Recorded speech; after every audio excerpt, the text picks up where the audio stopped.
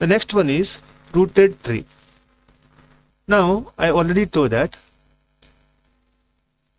tree is nothing but a graph with connectivity and acyclicity.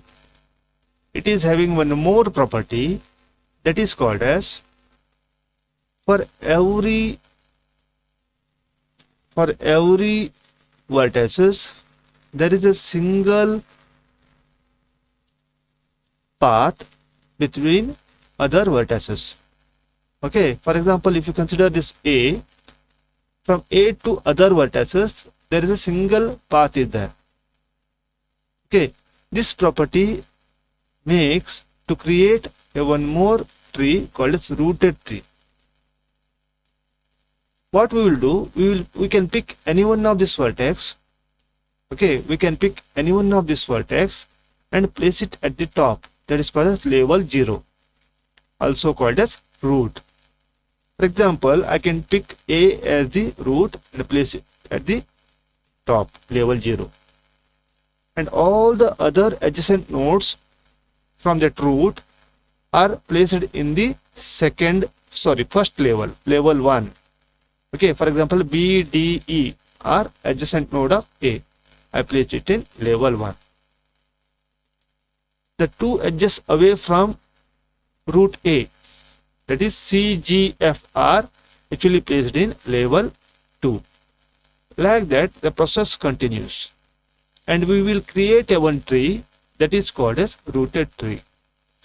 This rooted tree has some applications. It is describing hierarchies from file directories. When you are designing any operating systems, we have to create files and folders. These files and folders are actually managed by rooted trees. One more is organizational chart of enterprises, implementing dictionaries, efficient access to very large data sets, and data encoding.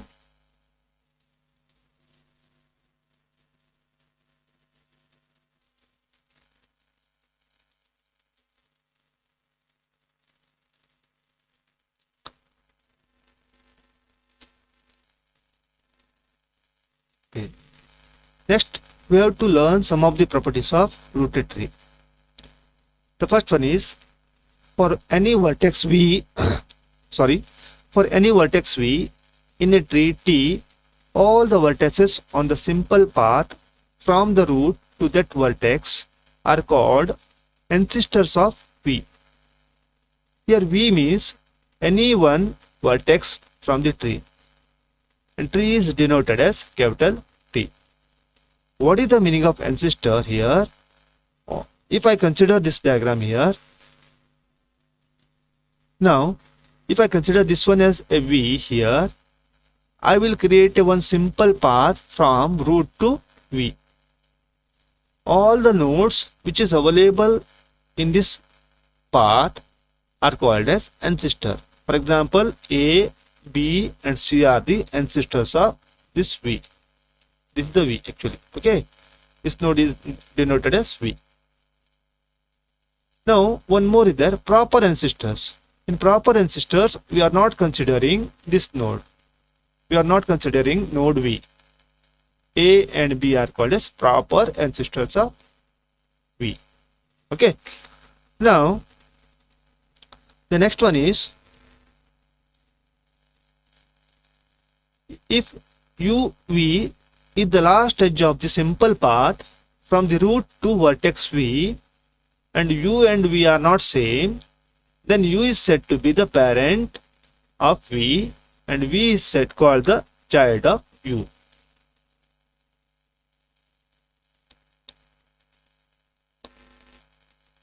Now use the same tree here. This is called as V and this is called as U. Sorry, I just make it again. This is called as U, this is called as V.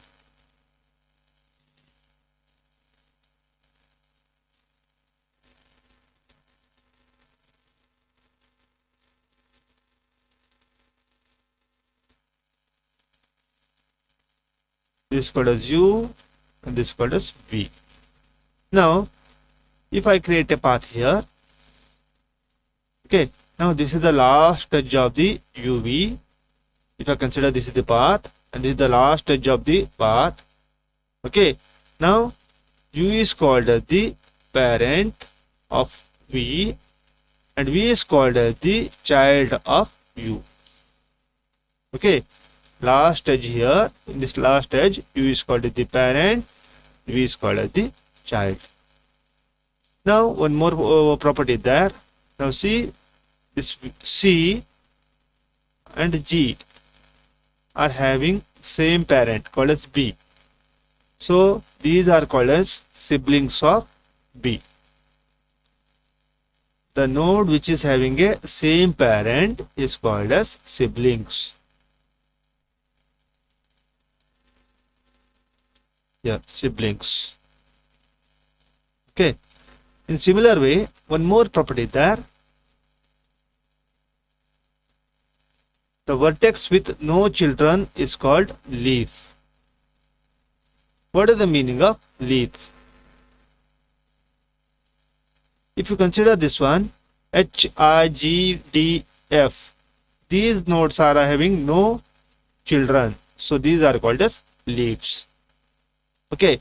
In similar way, if the vertex contain at least one child, then it is called as parental. C, B, A, E are actually parental nodes. Okay. The descendants. Okay. What is the meaning of descendant? All the vertices for which vertex V is an ancestor are said to be descendants of V. If you consider this tree, if I consider this one is the V, now all the other vertices, including this V, okay, are the descendants of V. For example, see, this is the ancestor for all other nodes here. So HCB is the one descendant, ICB is another descendant, HBR another descendant. Now, if you remove this V, then these are called as proper descendants of V. Then we have to consider one more here, the depth of the tree. If you see this one, this is considered as V. What is the depth? From root to V, the number of edges here. Okay, the root to V, the number of edges are actually called as depth. That is nothing but 2. If you go to definition, the depth is nothing but the depth of vertex V is the length of the simple path from root to V. The next one is height. Height means a tree is the length of the longest simple path from root to leaf. Now, if I identify what are the different paths from root to leaf. Okay, these are different paths from root to leaf. Now I have to identify the path which is having more number of edges. That one is called as the height of the tree. From A to H, here this contains 3 edges. So if you consider any other path which is always less than, except this one, all the other paths having less than 3 number of edges. So the height of this tree is nothing but 3.